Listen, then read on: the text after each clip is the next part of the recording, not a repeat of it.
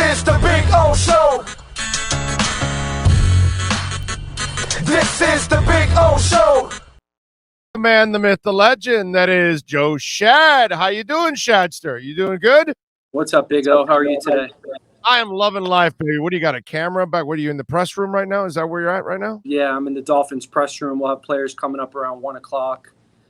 Okay. We'll see. Maybe Xavier Howard, maybe Emmanuel Ogba. We'll see. Xavier has not had a great season. He's allowed 6 touchdown passes. That's a little disappointing. Yeah, well, I mean, he wanted all that money, Joe. He really wanted all that money. He's really giving you his money's worth. I was actually shocked they didn't try to deal him yesterday, because that's one guy. Because now, Joe, now that where you're at right now, like you thought from 10-6, you thought, okay, you have another good season. You're building to become a consistent, maybe playoff team, those kind of things. Now that you've taken probably a couple steps back, you probably should have tried to deal both of your corners yesterday, because by the time you're really good, those guys aren't the guys that are really going to be contributing on your team anyway. So, well, the problem is the contracts. Obviously, they're right. Two of the highest paid cornerbacks in the NFL, and you can only take back big chunks of salary so many times in order to get draft picks, and the draft picks obviously haven't been working out. And the other element is, what if Noah Igbinoghene was killing it on the practice field and in preseason games? Then, that makes sense, right? Because then you can slide Igbinoghene in, but he has not proven to be ready. No, you are 1,000% right on that.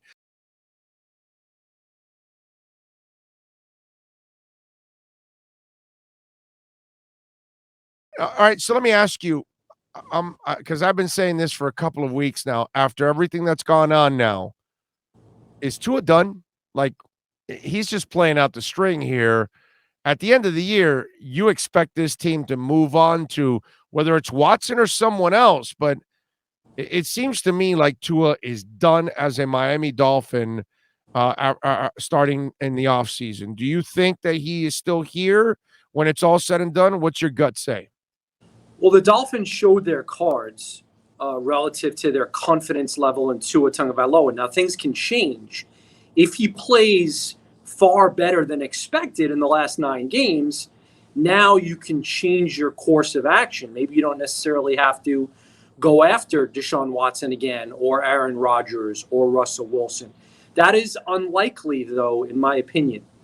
That said, Stephen Ross once showed his cards by interviewing Jim Harbaugh when he already had a coach, and they ended up kissing and making up, at least for one more year, right? I wasn't covering the team then. Yes, you're right. You're right. So there's, every chance that Tua could still be the quarterback through next season. And, I am disappointed by what Tua has shown and not shown in his first 14 starts. But I do think, and I'm not an excuse maker, but I do think that whether it's Zach Wilson with the Jets or Tua Tagovailoa with the Dolphins, we are a little unfair in the rush to judgment, in large part because of the exceptions. And the exceptions include Joe Burrow and Justin Herbert. That is not the norm. They are the exceptions. Yeah, no, I know, but how come nobody's bragging about Justin Herbert the last 2 weeks? Yeah, I don't have him on a fantasy football team, but I understand the struggle. Yeah, what happened to that Justin Herbert crowd that was just so bragging about it? Well, listen, we're not going to sit here and suggest that because of 2 bad games, Justin Herbert isn't it. I know, but I hear it every week that he plays well, right? And then when he doesn't play well because he faced 2 good defenses, all of a sudden, it's crickets. I just find it hilarious that every week people bring it up, and the last 2 weeks nobody brings it up anymore because he hasn't played well. Well, it was brought up with Chris Greer yesterday. Being a young quarterback, you know what I mean? It was brought up with Chris Greer yesterday in this very press room, about 20 yards from me, when he was asked, Chris Greer was, did you make a mistake? Now, what do you expect the guy to say, right? I mean, you can't sit there and say, yeah, obviously, if we could go back, we would take Herbert. I mean, he can't say that. Right. The one interesting thing he did say is he denied a CBS report that Flores wanted Herbert and he overruled Flores. So, but of course, the whole collaboration thing. I mean, it's like, oh yeah, Hal Habib and I collaborate on every story idea before we write it. Sure. Well, who has final say on my stories? Me, baby. Yeah. What if those guys didn't make the choice on Tua? And what if it was somebody above? And they tell us, they keep telling us that he doesn't get involved, but then we see him get involved, right? I mean, you know what I'm saying? Of course he did. We knew that was. So, because somebody told me a crazy thing. Somebody told me that it was Ross that wanted Tua, not these guys. Well, I think Ross definitely wanted Tua, but remember, Ross wanted Lamar Jackson and was overruled. Yes. Ross suggested trading down and not taking Minkah Fitzpatrick and was overruled. On the first one, Ross would have been right, it looks like. On the second one. No, they would have failed also because they would not have made the commitment that Baltimore did to run the offense you need in order for him to succeed. You must be completely committed to that run. If not, the Dolphins, you know what they would have done with Lamar Jackson? They would have tried to make him a pocket passer. That's what would have happened, Joe. I asked co-offensive coordinator, former quarterbacks coach, former tight ends coach, current primary play caller, George Godsey, who I actually like. He's a great guy. I asked him, hey, correct me if I'm wrong here. Last year, Tua was constantly on the move, rolling out. So why go with the pocket passing emphasis this year? And the thing I asked him was, do you think a quarterback is more susceptible to injury when staying in the pocket or rolling out? And there's some debate about this. He suggested that the quarterback on the move is more susceptible to hits and injury. He said, wait a minute. Let me tell you the last part. He said that the quarterback becomes a runner. He's basically a vulnerable target. Yes. So you agree with that? And you don't think that we can actually protect Tua a little bit by having some more design rollouts? That's why I was trying to interrupt you there, because I knew where it was going and it made no sense. First of all, you don't make him a running quarterback and you don't make him a pocket passer. What you do is you make it a variety so you can keep them off balance. So, yes, he's in the pocket for a couple of downs, and then all of a sudden there's a boot.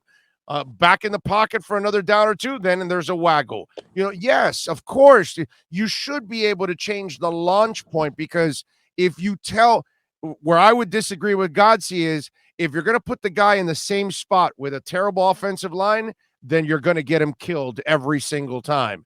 But if you got a terrible offensive line, then do things to keep the defense off balance so they don't know where Tua is going to be all the time. So move him around a little bit. Do you need to make him Lamar Jackson? No, because then you'll break him in half. He's not slow. This guy's not slow. He's not. I know, but nobody runs like Lamar Jackson. No. But what I'm saying is, get away with what he gets. The idea that Tua can't throw effectively and accurately on the move or even scramble, he can. He is not an old, slow guy. But the Gesicki touchdown was a scramble out of the pocket. I'm worried about the arm strength. Credit to Brian Flores. He's been a little more open, a little more transparent, sharing a little more. I think because they're losing, for example, on Monday, he told us, look, guys, you're not going to see Michael Dieter and Will Fuller this week. And yesterday he said, yes, absolutely. Deep ball throwing is something that Tua has to improve on. That just the fact that he said that, I so appreciate.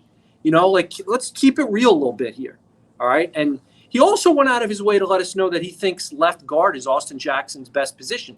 Now, Austin Jackson, it's a failure because he was supposed to be the Laramie Tunsil replacement in a pick used in the Minkah Fitzpatrick trade. But I will say that Jackson has looked a little better at guard. So it's an unfortunate thing that it doesn't look like it's going to work out at tackle. But at least if he can be a good guard, you could salvage that pick a little bit. To me, I don't give a rat's ass. If Eichenberg ends up as a left tackle and Jackson ends up as a left guard, it's a success. But they both have to be above average. They can't be right, average. Exactly. If they end up being good players on the left side, at 18 you can get plenty of guards. And they can sign a veteran right tackle. Right. It's They not the can go worst sign a thing in the veteran.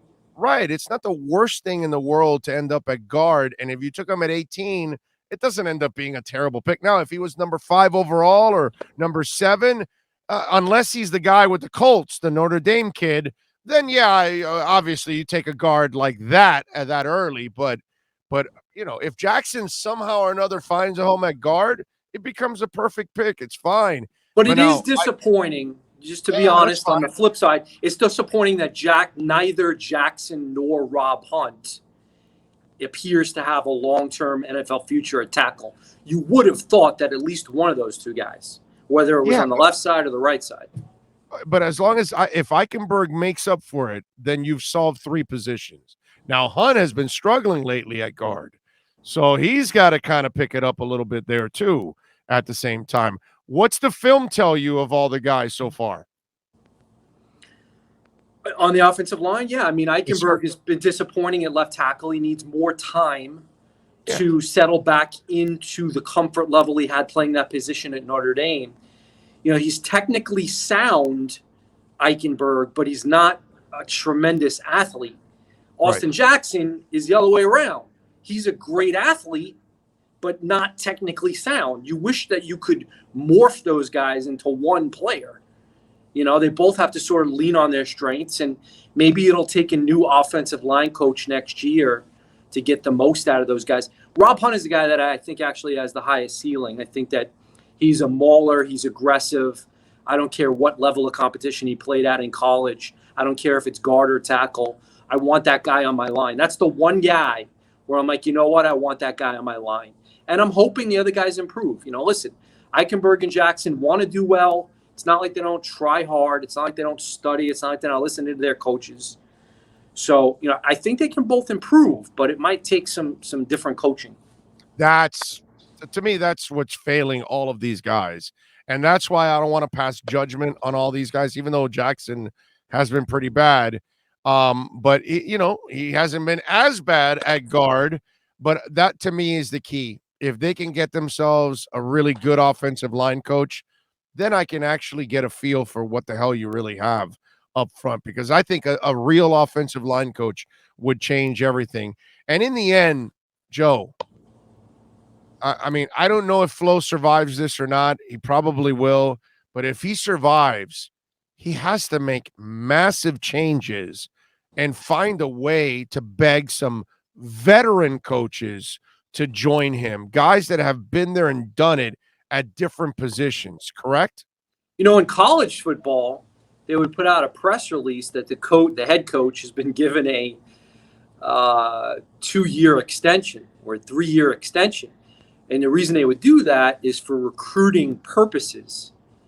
It might not be a bad idea if the Dolphins decide to keep Brian Flores to announce a contract extension so that some of those coaches know, hey, this guy is actually on solid footing. I'm not joining a staff where this guy is more susceptible to getting fired.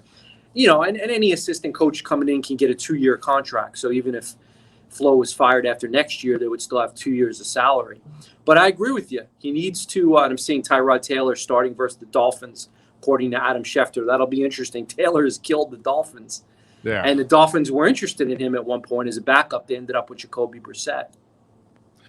I do think the Dolphins are going to win on. I mean, I thought they were going to beat the Jaguars, the Falcons. There's no way they lose to the Texans. I mean, that would be rock bottom.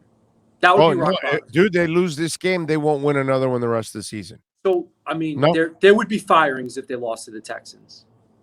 Yeah. Somebody would have to get fired. Yeah. I don't know who, but probably more than one person.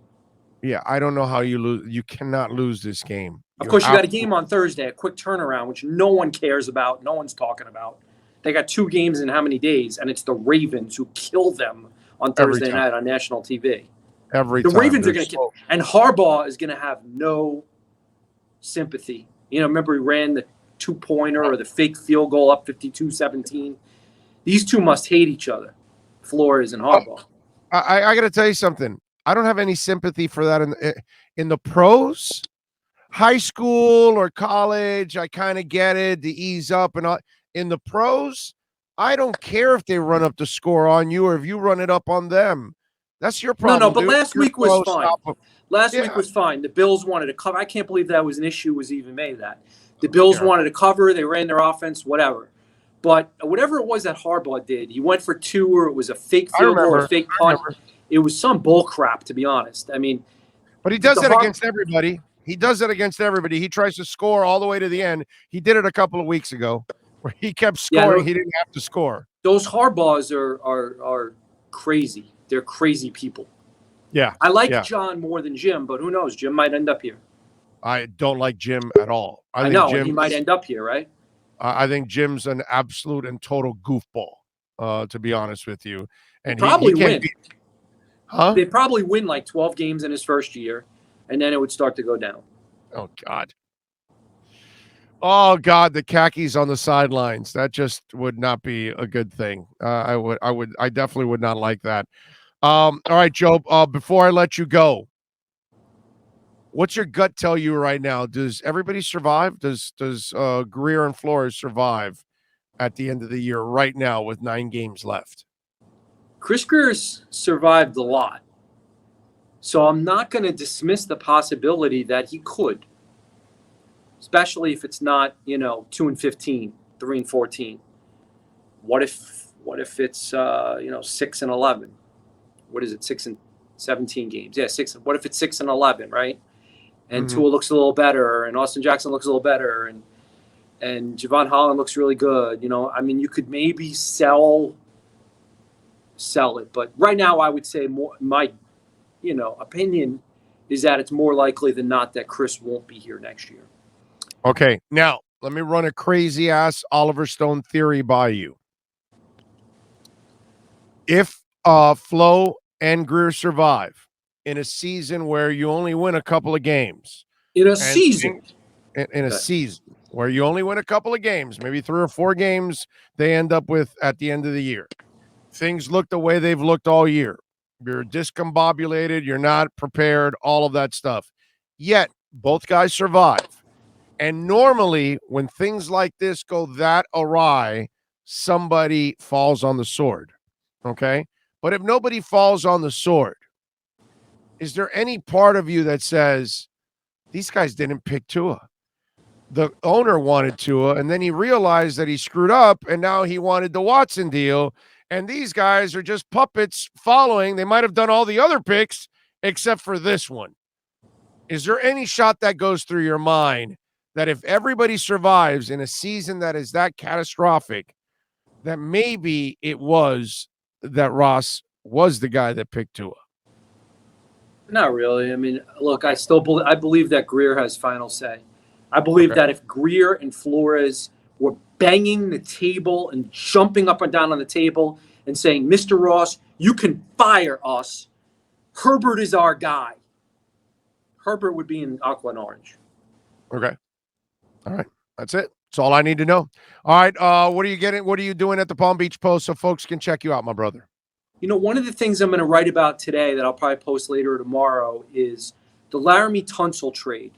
That was supposed to be the key, the biggest part of the rebuild. And Chris Greer was celebrated for getting 2 1s and a 2. Yeah. But as Jimmy Johnson told me when I wrote a story about this, it's one thing to have all the picks. What do you do with them? Do you get them right? Right. And I'm writing about how in an alternate universe, this could have been 2 7-1 teams. Laramie Tunsil returning to face his former team with Deshaun Watson on the field, taking on a rising star Tua and a completely rebuilt juggernaut Dolphins team. And instead, it's opposite day. It's the total opposite. And the biggest reason is that the Dolphins have not capitalized on those draft picks. So that's what I'm writing about. And that's the main storyline of this team. That's for damn sure. Follow him on Twitter at Schad Joe. And, of course, more importantly, folks, check them out there at the Palm Beach Post. Subscribe and support, like I say, all of our local journalists who do excellent work covering our local teams. Joe, thank you, my brother. Appreciate you big time. See you, Big O. You got it. Let's take a quick break. That's Joe Schad and the American Dream Lending Miami Dolphins report.